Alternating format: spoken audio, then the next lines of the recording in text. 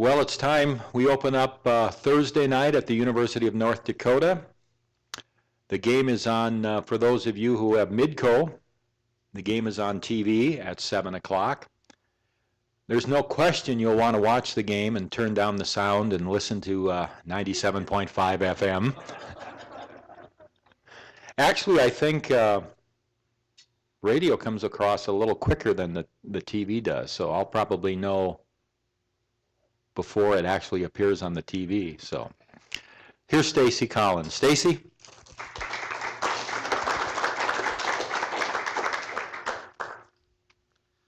Well, first of all, I want to thank everybody for coming out here today.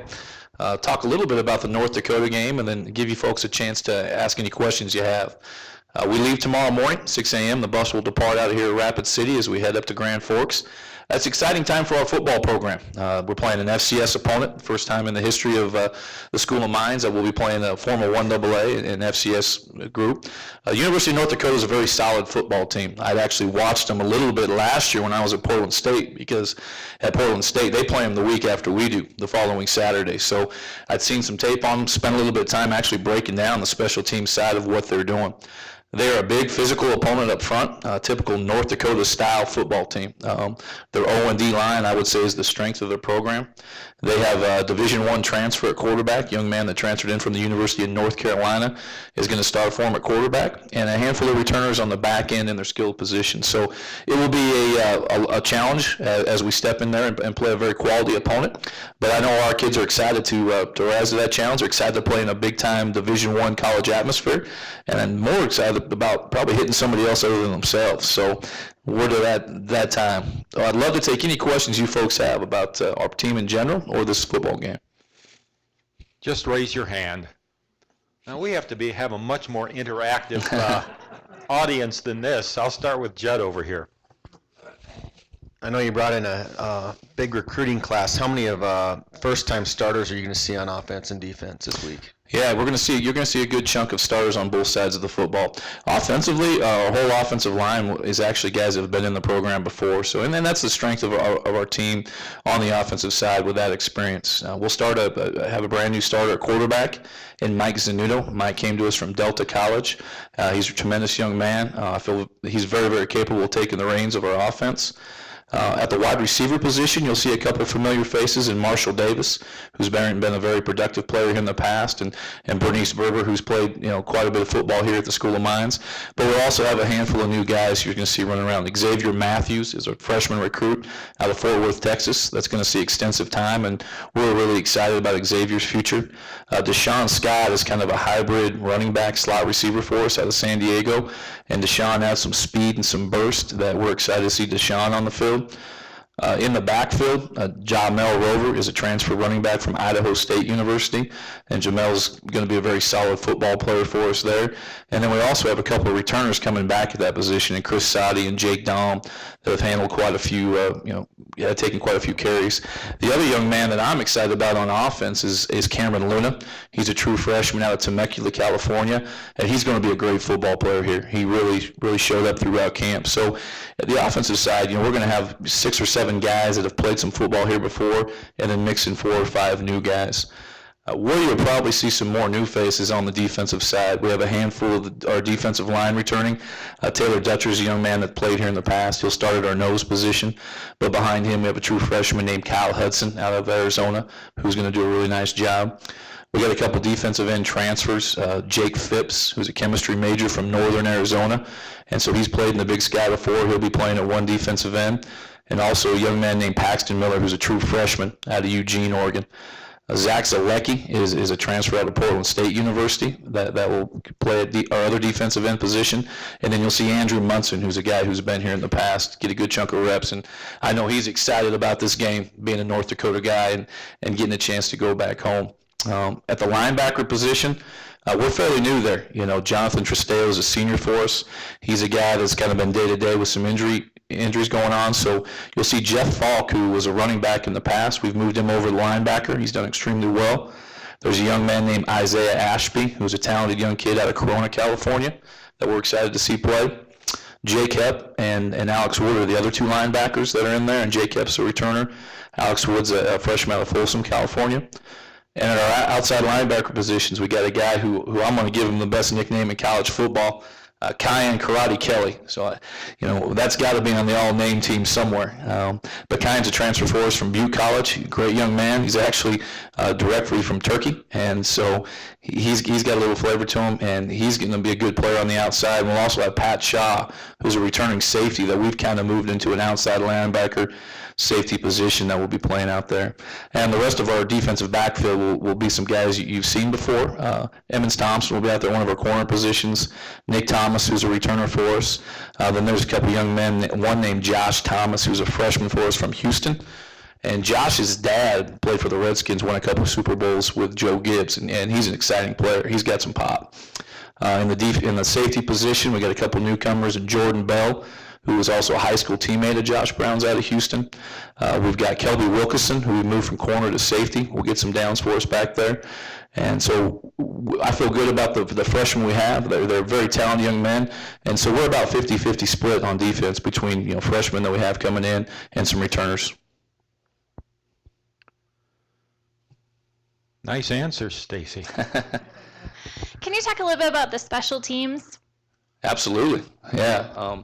Now, do you know who's in charge of special teams? Which coach?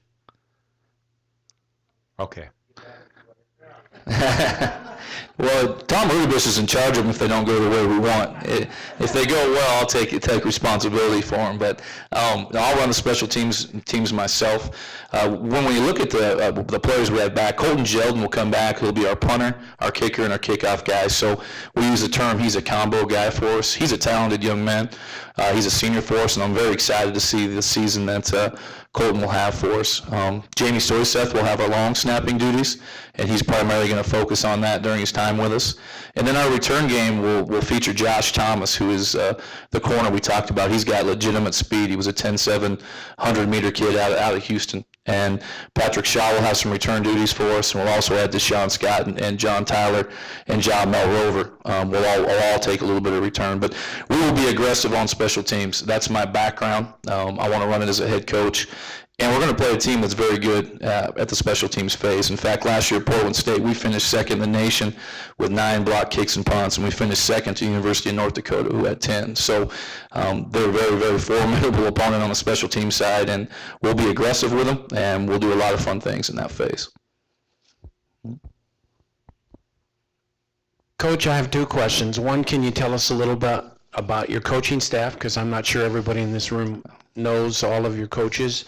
And then 2, tell us a little bit about decisions. You brought in about 93, 95 players, and this is the time we have to make some decisions about red shirts and how you handle that. Yeah. Well, I'm extremely excited about the coaching staff we've been able to bring in here. My first hire was Zach Tinker, who's my assistant head coach, offensive coordinator. Me and Zach worked together at Western Washington University and also 1 year at Southern Oregon University. He will do a tremendous job with our offense. The rest of our offensive staff, Gary Hyman is our wide receiver coach and a recruiting coordinator, and anybody who's ever been around Gary, just try to keep up. This guy has more energy. We call him the most functional ADD guy I've ever been around. So he does a tremendous job on both ends there. Ken Ackerman is our offensive line coach. Ken was an All-American player at University of Nevada, actually was the center for Colin Kaepernick when they had some extremely successful years.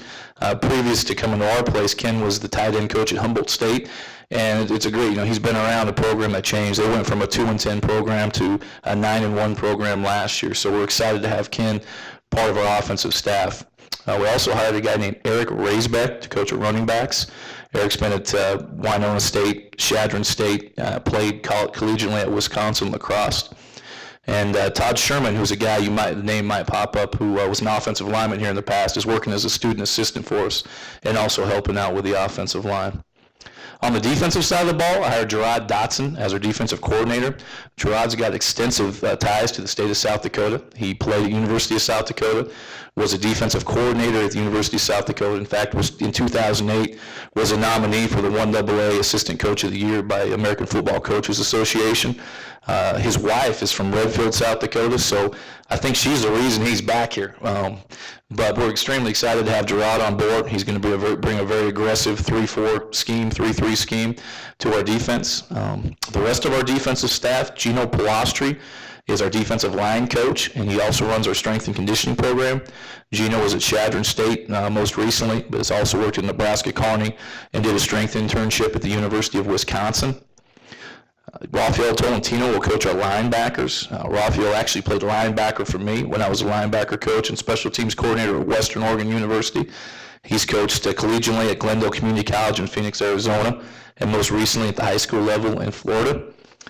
Dane Carlson will coach our outside linebacker position. Dane's a St. Thomas More grad. Then he went to Dakota Wesleyan, finished his career there, so he's a local guy that's helping work out. So that pretty much rounds out our staff right there. I'm extremely excited about the staff we've been able to bring in here. If you get a chance, get around them. They're awesome guys. They have great energy, and they've done a tremendous job of molding these young men. Second question is the redshirt question that Dr. Kaiser asked. We had the conversation because we have about 45 new guys coming here, and a large chunk of those guys are high school freshmen. And so what we do is we sit down and have the discussion I did last Friday after our last scrimmage of where these young men fit in our program. And the guys that really were, in the playing mix in the first or second string, they wanted to play. So the redshirt question was pretty easy. And I really put it on their plate. I put it on the plate of the parents. If the young man's ready to play and wants to play. And I'll say about 95% of those guys that were in our two deep are ready to go. There's a handful of guys that just didn't feel they were ready to play at this level right now, and so we're going to redshirt them. So it's an open discussion between me, their folks, and obviously the situation that they have on our football team. So you will see a good chunk of young guys playing football for us, and guys that are going to be here for the next 4 or 5 years and play a lot of football here at the School of Mines. Here's one. Sir, are you from Rapid City? Okay. Stacy, besides the University of North Dakota, which schools are going to present the most problem for you? It's a broad-based schedule with the schools you're playing because you're seeing a lot of different conference schools. We play Colorado Mines week 2. They have a very strong tradition. They've done very well in the RMAC. They ranked in the preseason polls. We're a very well-coached football team, so I think that first home game will be a challenge. I think when you look at the overall schedule, the schools in the MIAA conference, and that would be Missouri Southern, Fort Hays State, Nebraska Kearney just entered that conference. It's arguable, but that's maybe the strongest conference in Division II. They're a fully funded conference. It's a very deep conference. It's very good football. When I was at Central Washington in 2009, we had the opportunity to play Northwest Missouri in the third round of the playoffs, and it is we had a chance to watch every game they played that year, and that is a grown man's conference right there. You better be ready to go week to week. So I think those 3 teams will be very battle-tested Division II programs. Kevin Phillips is our PA for both football and basketball, does such a tremendous job. And Kevin, you have a question. What side of the field is the team going to be on this year at home? We will be on the bleacher side of the field. Nice. Yeah. Okay. Where's William Jewell College on M-Day? What town is that in? Liberty, Kansas, correct? Or Liberty, Missouri, yeah. And then, it's interesting, the Colorado Mines and William Jewell played each other this Saturday, so we'll get a chance to get a peek at both those teams in one shot.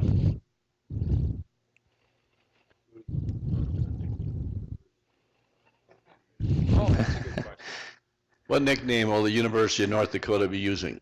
That's out of my pay grade. You might want to call the NCAA on that one. I have no idea. I was thinking about calling them the Nothings on the air. The North Dakota Nothings. Any other questions for Stacy? I just have one. Stacy, coming out of camp, your first camp, as you prepare for your first game, what pleased you the most coming out of camp, and maybe what you think we need to work on? Sure. Well, I think what pleased me the most is how well this group came together. We were about a 50-50 split of guys who'd been in the program, been around a bulk of our staff, been through our winter conditioning, been through our spring football. And then we brought in a good handful of guys. And to me, the biggest thing is how well they've meshed together. We have formed a team here, which was my concern when you have a 50-50 split. But our guys have came together as a group with one common goal. That's to be the best football team we can be on the field, in the community, in the classroom. So I'm extremely pleased after our 3 weeks of camp where we sit on that goal. If there's a disappointment, it's probably just we got beat up a little bit during camp, you know, and I've been through a lot of camps. You always walk out a little more banged up than you want to. But, yeah, I think that would probably be the one thing that, you know, you always wish you were a little healthier. 2 or 3 guys were a little more healthy and ready to go. And one more question, Coach Collins. What, as you look down the road at our season, do you take it in phases, or do you go one game at a time like many coaches, or do you know, because you've got a lot of young players that haven't ever played this level of football and this many contests and in this level of competitiveness as well as intensity. How do you approach it? We approach everything day by day, okay? And with our players, I want to make sure that they're giving us everything they have, especially with our young group, every practice, every day in the classroom, every day in the community. And that being said, as a staff, I think it's our job to put an over 11-week plan and understand when we need to back off on the physical side of things and get through an 11-game stretch. But with our players, we're going to make sure they're ready to go, and we're going to take it day by day, game by game. We talk about the 24-hour rule. So 24 hours after a game, whether it's a win or it's a lose, that game's behind us. We don't talk about it. We don't watch tape on it, and we move on. And I really believe if we can keep that focus with this football team, you'll see a team that continually gets better week in and week out. And it's my job as a head coach and with our staff, as we get later in the season, we'll cut back some practice time. We'll do some things to make sure we're fresh and ready to roll each Saturday.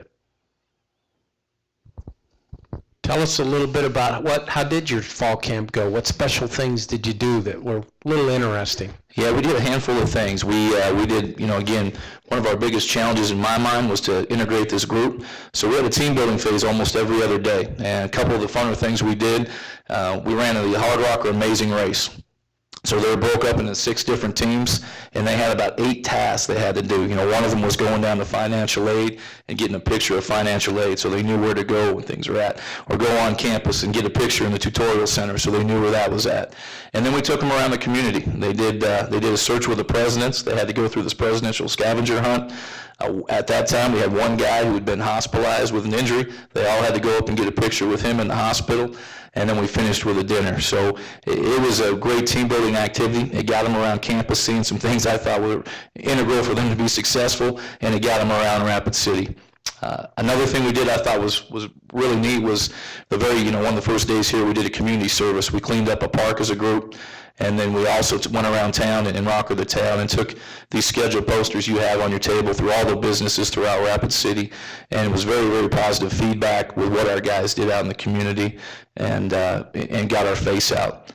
I think the last thing I did, and we talk about injuries, it's kind of funny how it all works, but we were pretty beat up towards the end of camp. It was hot, it was tired, so I cut them out of a double-day practice, and we went to the water slides. So that one surprised him. That was a pretty good one. I think the only problem is that one of our quarterbacks, right at the end, fell off his inner tube in the lazy river and got a concussion. So we might be the only program in America where my quarterback got a concussion at the water slide park in the lazy river. But he's good to go now. But we really want to try to work the team building side of things. We did about 7 different events with our players, and I really believe that's why that's why we've been successful bringing this group together. Any other questions? Okay, Tom?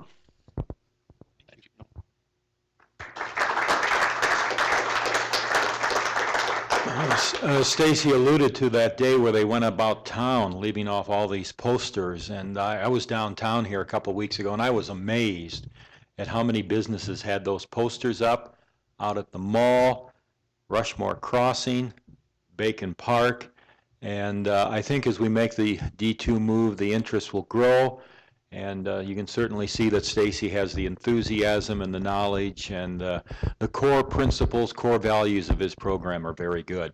I want to add that as we go through our lunches every week, we're going to incorporate athletes into the lunches, so you'll be able to hear from some of the athletes who will be on the teams, which will be great.